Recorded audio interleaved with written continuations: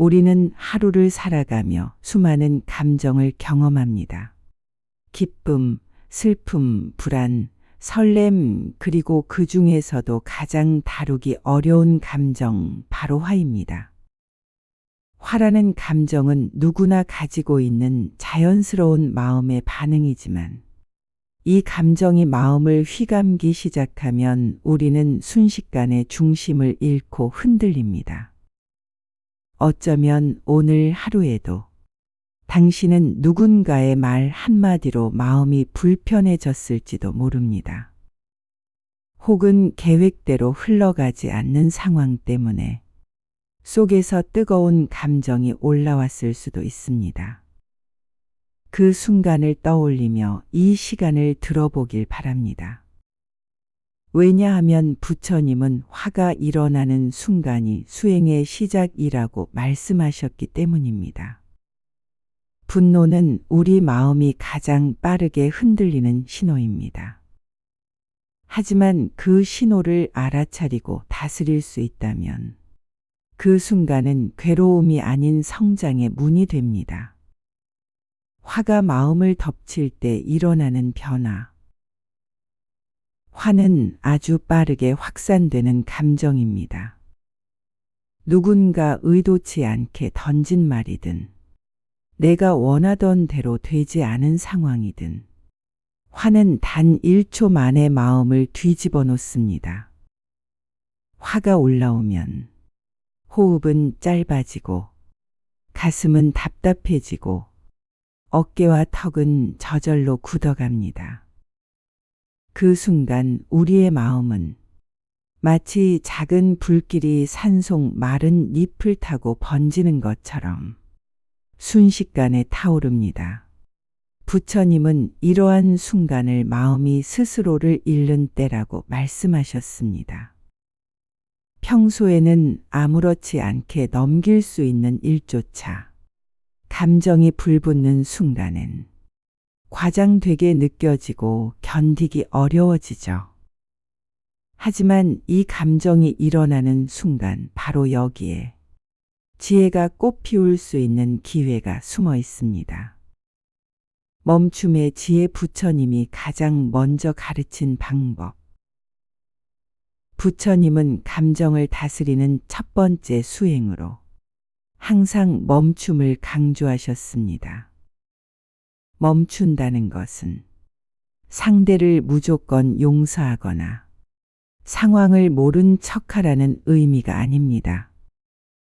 멈춤은 감정이 나를 끌고 가지 않도록 잠시 나를 세우는 일입니다.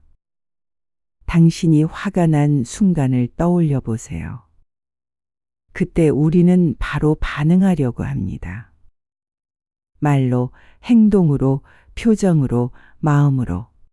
하지만 그때 딱 한 번 숨을 깊게 들이마시고 천천히 내쉬는 것만으로도 우리 마음은 완전히 다른 길을 선택할 수 있습니다.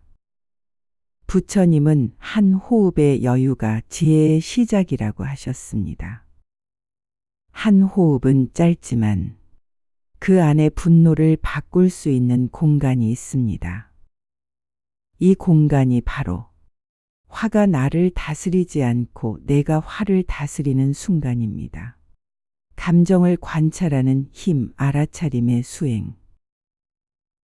화가 일어나는 순간 우리가 할 수 있는 두 번째 지혜는 관찰하는 것입니다.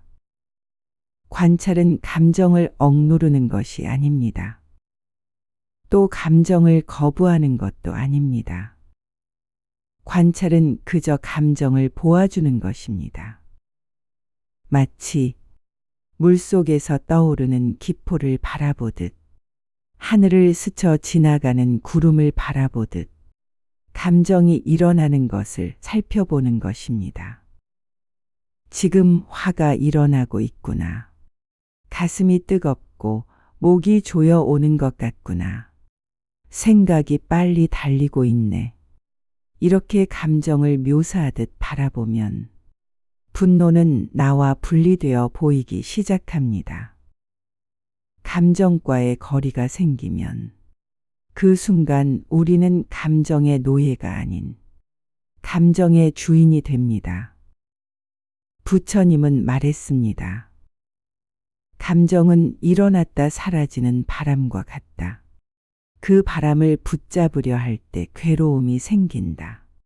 감정을 붙잡지 않으면 그 감정은 스스로 약해집니다. 관찰은 바로 이 붙잡지 않음을 가능하게 하는 방법입니다. 흘려보내기 부처님의 내려놓음 수행. 분노를 해결한다고 하면 우리는 흔히 참아야 한다고 생각합니다. 그러나 부처님은 참음은 해결이 될 수 없다고 가르치셨습니다. 참으면 쌓이기 때문입니다. 참으면 마음속에 자국이 남기 때문입니다. 참으면 언젠가 다른 방식으로 터져 나오기 때문입니다. 그래서 부처님은 참는 것이 아니라 놓아버리라고 하셨습니다. 놓아버린다는 것은 누군가를 용서하는 고차원의 마음을 뜻하는 것이 아닙니다. 놓아버림은 이 감정이 내 삶을 잡아먹지 않도록 내 손에서 내려놓는 것입니다. 분노를 붙잡고 있는 사람은 상대를 향해 칼을 겨누고 있다고 생각하지만 실제로는 스스로를 베고 있는 것이나 다름없습니다. 부처님은 이렇게 말씀하셨습니다. 뜨거운 돌을 쥐고 있으면서 누군가를 향해 던지려 한다면 가장 먼저 데이는 사람은 바로 자신이다. 화를 놓아버리는 순간 마음은 다시 숨을 쉽니다. 그리고 그 빈자리에 고요함이 찾아옵니다. 화를 내려놓는다는 것은 이 감정이 나를 지배하지 않도록 한다는 의미입니다. 감정이 일어났다는 사실을 부정하지 않으면서 그 감정에게 휘둘리지 않도록 마음의 중심을 다시 잡는 수행이죠. 우리가 화를 붙잡는 이유는 대부분 내가 맞다는 생각 때문입니다. 그 생각이 강할수록 상대의 잘못이 더 크게 보이고 내가 입은 상처가 더 중요하게 느껴집니다. 부처님은 이 지점을 아주 정확하게 꿰뚫어 보셨습니다. 우리의 분노는 종종 상대가 아니라 나의 옳음에 대한 집착에서 비롯된다는 것을요. 집착이 강한 만큼 분노는 커지고 분노가 커진 만큼 마음의 고통도 짙어집니다. 그래서 부처님은 집착을 내려놓는 것 역시 화를 다스리는 데 필요한 지혜라고 하셨습니다. 내 마음의 그림자를 바라보는 수행. 부처님은 화가 일어날 때 그 감정의 뿌리가 무엇인지 살펴보라고 가르치셨습니다. 그 뿌리는 크게 세 가지입니다. 내가 바라는 대로 되지 않아서, 내 기준과 맞지 않아서, 내 자존심이 다쳤기 때문에 이 세 가지가 마음의 그림자처럼 숨어 있습니다. 다른 사람이 나를 괴롭게 한 것처럼 보이지만 실제로는 내 마음속의 기준과 틀이 나를 괴롭게 하고 있습니다. 이것을 보기 시작하는 순간 분노는 이전처럼 힘을 쓰지 못합니다. 감정을 이기는 첫걸음은 감정을 정확하게 보는 것에서 시작됩니다. 분노의 불씨는 작을 때 꺼야 한다. 부처님은 분노가 일어날 때 그 작은 불씨 단계에서 알아차리는 수행이 매우 중요하다고 하셨습니다. 작은 불씨는 쉽게 꺼지지만 큰 불길은 쉽게 꺼지지 않습니다. 우리가 사소한 짜증을 방치하면 그 감정은 천천히 마음 전체를 태우기 시작합니다. 그동안 쌓였던 불만, 상처, 오해들이 한 번에 튀어나오게 되면서 화는 더 큰 형태로 변합니다. 그렇기 때문에 감정이 미세하게 올라오는 감정의 처음을 아는 것이 중요합니다. 부처님은 이것을 초기찰나라고 불렀습니다. 감정이 막 일어나기 시작하는 그 찰나를 알아차리는 순간, 우리는 분노를 다스릴 수 있는 가장 강력한 기회를 잡게 됩니다. 상대를 이해하는 수행, 자비의 시작. 부처님이 가르치신 가장 핵심적인 지혜 중 하나는 자비의 마음입니다. 자비는 상대의 행동을 용서하는 뜻이 아닙니다. 그 사람이 그 행동을 하게 된 배경을 조금 더 넓은 시선에서 바라보는 것입니다. 어떤 사람은 상처받은 마음 때문에 타인에게 상처 주는 말을 합니다.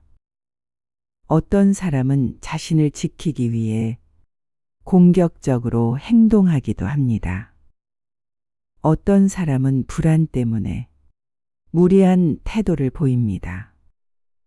자비는 그 사람의 행동 뒤에 숨겨진 보이지 않는 고통을 보는 마음입니다.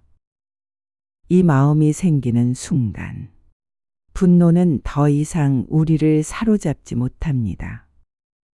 왜냐하면 이해의 눈이 뜨여지는 순간, 분노는 설 자리를 잃기 때문입니다. 마음을 넓히는 수행 작고 큰 마음의 차이. 부처님은 마음의 그릇에 대해 자주 말씀하셨습니다. 작은 그릇에는 소금 한 줌만 넣어도 물이 짜지지만 큰 그릇에는 같은 소금이 들어가도 짜지 않습니다. 우리 마음도 그렇습니다. 마음이 좁으면 사소한 말에도 화가 나고 작은 상황에도 흔들립니다. 그러나 마음이 넓어지면 같은 일을 겪어도 그 일을 받아들이는 힘이 달라집니다. 우리가 수행하는 이유는 남을 바꾸기 위해서가 아니라 내 마음의 그릇을 넓히기 위함입니다. 마음이 넓어지면 예전에는 화가 나던 일이 더 이상 화를 일으키지 않습니다. 이것이 바로 부처님이 가르친 마음의 확장 수행입니다. 화를 다스리는 수행에서 부처님이 반복해서 강조한 핵심은 마음의 작용을 있는 그대로 보는 것입니다.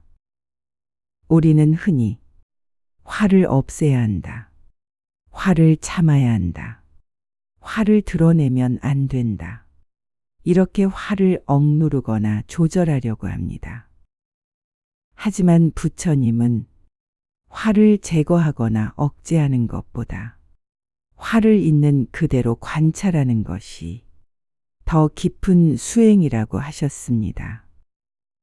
분노는 본래 일어났다 사라지는 성질을 가지고 있습니다. 우리의 마음이 그것을 붙잡지만 않으면 분노는 자연스럽게 약해지게 되어 있습니다. 그렇다면 우리는 왜 감정을 붙잡는 것일까요? 부처님은 이를 내 생각이 옳다는 집착, 내 기준이 흔들렸다는 불안, 내 마음이 상처받았다는 두려움, 이 세 가지에서 비롯된다고 설명합니다. 이 감정의 바닥에는 항상 나에 대한 강한 집착이 있습니다. 내 말이 맞다. 내가 상처받았다. 내가 무시당했다. 내가 억울하다. 이 나를 지키기 위해 분노는 점점 더 격해지는 것이죠. 부처님이 말한 진짜 용기. 흔히 우리는 화를 내는 것이 강함이라고 생각합니다. 참지 않겠다. 말할 건 말한다. 더 이상 당하지 않겠다. 하지만 부처님은 진정한 강함은 바로 화를 다스릴 줄 아는 사람에게 있다고 하셨습니다. 왜냐하면 감정에 휘둘리지 않는 것이 가장 높은 힘이기 때문입니다. 부처님은 이렇게 말씀하셨습니다. 분노를 다스리는 자는 1000명의 군사보다 강하다. 1000명과 싸우는 것보다 내 마음의 분노를 이기는 것이 더 어렵고 더 위대한 일이라는 뜻입니다. 이 말은 화를 억누르라는 것이 아니라 화를 지혜롭게 다스릴 수 있는 사람이 가장 강하다는 의미입니다. 이 지혜는 단번에 생기지 않습니다. 알아차림이 반복되고 멈춤이 익숙해지고 감정의 흐름을 보는 눈이 생기면서 조금씩 마음의 힘이 자랍니다. 감정을 손에서 놓는 연습. 부처님은 감정이 일어났을 때 그 감정에 붙잡히지 말고 감정을 손에서 놓아버리는 연습을 강조하셨습니다.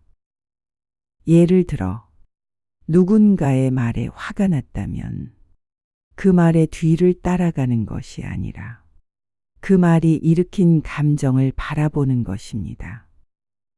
저 말 때문에 화가 났다. 이렇게 생각하면 우리는 감정의 화살을 계속 상대에게 던지게 됩니다. 그러나 지금 내 안에서 화가 일어났구나. 이렇게 감정을 바라보면 우리는 감정의 중심에서 한 걸음 물러나게 됩니다. 이 한 걸음이 화를 다스리는데 매우 큰 차이를 만듭니다. 부처님은 말했습니다. 집착을 내려놓는 사람은 고통을 내려놓는 사람이다. 감정에 집착하지 않고 그저 바라보며 흘려보낼 때 마음은 스스로 평온해집니다. 자비 수행 분노가 녹아내리는 길. 자비는 분노의 반대입니다. 분노는 마음을 뜨겁게 달구고 자비는 마음을 부드럽게 합니다. 부처님은 자비를 통해 분노가 자연스럽게 줄어든다고 하셨습니다. 자비는 상대를 이해하는 마음입니다. 상대의 행동을 괜찮다고 허락하는 마음이 아니라 그 사람이 왜 그런 행동을 했는가, 그 뒤에 어떤 고통이 있었는가를 조금 더 넓은 시선에서 바라보는 마음입니다. 상대의 고통을 볼 때 분노는 더 이상 힘을 쓰지 못합니다. 예를 들어 거칠게 말하는 사람은 대부분 마음이 불안한 사람입니다. 무례하게 행동하는 사람은 대부분 마음이 굳어 있는 사람입니다. 상대를 상처 주는 사람은 대부분 스스로도 마음이 상처 많은 사람입니다. 자비는 그 마음의 겉모습이 아니라 그 안의 고통을 바라보는 지혜입니다. 자비의 눈이 뜨여지는 순간 분노는 더 이상 내 마음을 지배할 수 없습니다. 마음을 치유하는 4가지 수행. 부처님의 가르침에서 화를 다스리는 핵심 수행은 아주 단순하지만 깊습니다. 1. 멈추기. 호흡을 천천히 깊게. 이 한 호흡이 감정을 바꾼다. 2. 관찰하기. 감정을 억누르지 말고 있는 그대로 바라보기. 3. 흘려보내기. 붙잡지 않기, 저항하지 않기, 그냥 지나가게 하기. 4. 자비 품기. 상대의 고통을 볼 줄 아는 지혜, 내 마음의 공간을 넓히는 수행. 이 네 가지가 익숙해지면 우리는 감정의 흐름을 타지 않고 감정의 흐름 위에서 평온하게 머무를 수 있습니다. 이제 우리는 분노를 이해하고 멈추고 관찰하고 흘려보내는 법을 배웠습니다. 하지만 부처님의 가르침은 여기서 끝나지 않습니다. 부처님은 마음의 평온을 유지하기 위해 그 이후에 해야 할 수행을 더 깊이 설명하셨습니다. 마음은 파도와 같다. 부처님은 인간의 마음을 종종 바다와 파도에 비유하셨습니다. 바다의 표면은 바람이 불면 요동치고 비가 오면 거칠어지고 햇빛이 비치면 잔잔해집니다. 그러나 바다의 깊은 곳은 언제나 고요합니다. 우리 마음도 이와 같습니다. 외부의 상황이 파도처럼 우리를 흔들지만 마음의 깊은 곳은 언제나 잔잔하게 머물러 있습니다. 우리는 수행을 통해 그 깊은 곳을 만나는 법을 배웁니다. 화를 다스린다는 것은 바다의 파도를 없애는 것이 아니라 내 마음의 깊은 곳을 보는 것입니다. 화는 사라지지 않는다.